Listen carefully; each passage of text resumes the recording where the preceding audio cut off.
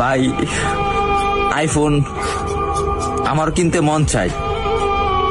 বাবার একদিন বলছিলাম, বাবা আমার একটা আইফোন কিনে দিবা।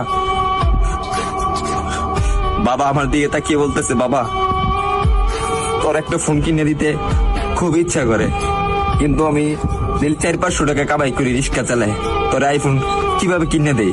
ভাই কথাগুলা আমার জন্য বলতেছি না, আমার মতন হাজারো মধ্যবিত্ত ছেলে আছে তাদের জন্য বলতেছি।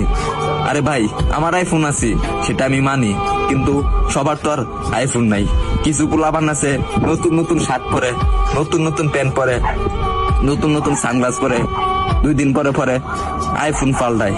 তাদেরকে উদ্দেশ্য করে বলতেছি, ভাই আমরা গরিব মানুষ, ভাই আমরা দিনের না দিন খাই, আমরা আইফোন কিনবো ভাই, কারণ 3 বেলা তো ঠিক মতন খাইতে পারি না।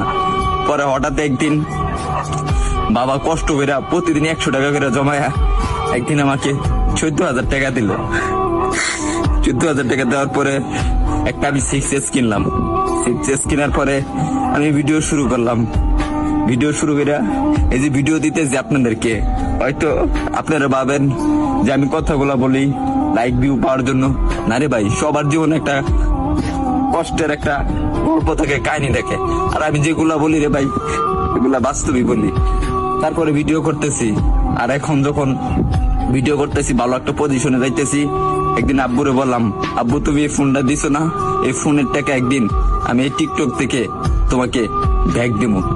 ভাই আপনারা যদি ভালো না বাসেন, সাপোর্ট না করেন ভাই, তাহলে সামনে আগে যেতে পারবো না রে ভাই কখনো।